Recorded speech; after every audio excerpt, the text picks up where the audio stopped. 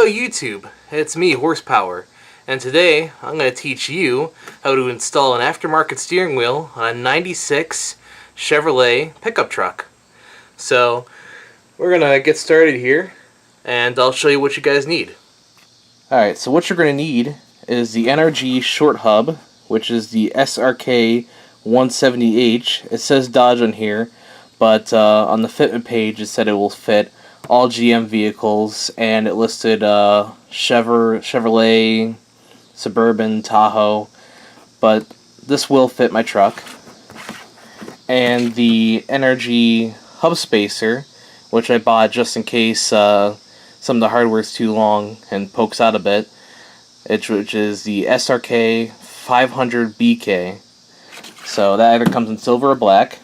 And then you're going to need your wheel. This is the neochrome with the wood grain finish on it. And then your hardware for your steering wheel. And then most importantly, to even get the thing off, is this puller set, which is harmonic balancer puller, but it also pulls the steering wheel. And that should be pretty simple. First you gotta pull your original steering wheel. Alright, so the first step in the process after getting all those parts is to remove the airbag so you can get access to all the hardware down here. If you're like me and somehow everything is rusty or sort of cross-threaded together or something like that, you may have to mangle your original steering wheel, break the plastics, and then break off one of the legs on your airbag right here. Which is unfortunate, but this wheel is kind of deteriorating anyway, and it keeps getting like that vinyl stuff in your hands. So I just went ahead and replaced it. So next, I'm going to loosen this nut right here, and then get your puller. I'll take this too, and then get your puller and pull the steering wheel. So I'm going to go loosen that right now and get the puller.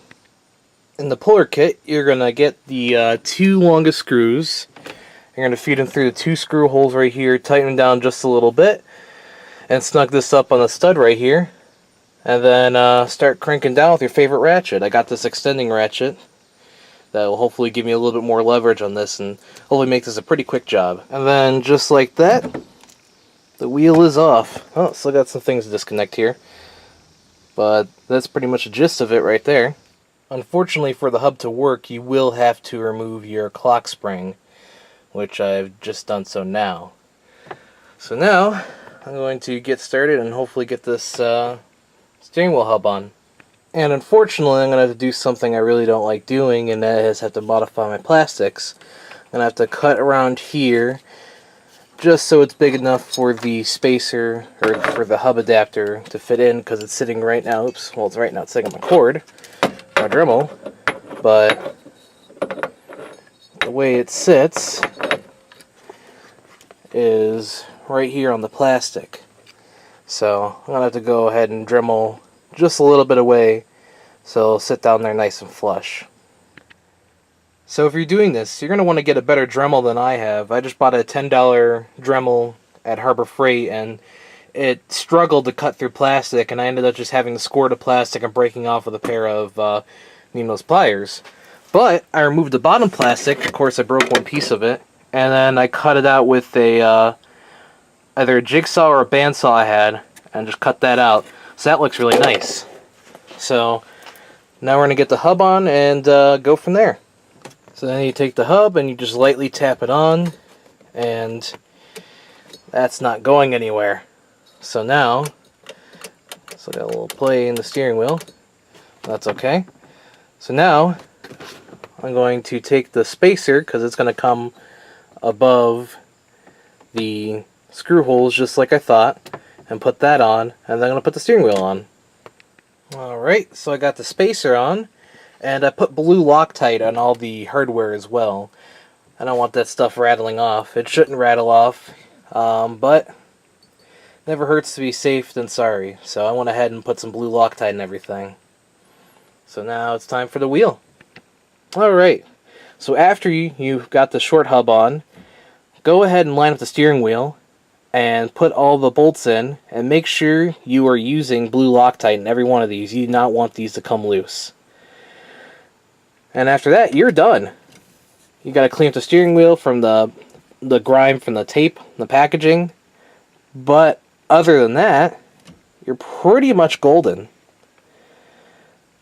One thing I wish I'd known is I was going to remove the clock spring so I wouldn't have a horn. So I'm going to have to go and buy a horn and wire it to a switch I have on my dashboard. It's a toggle switch, so I'll be able to just lay on the horn and sit back and just relax, I guess.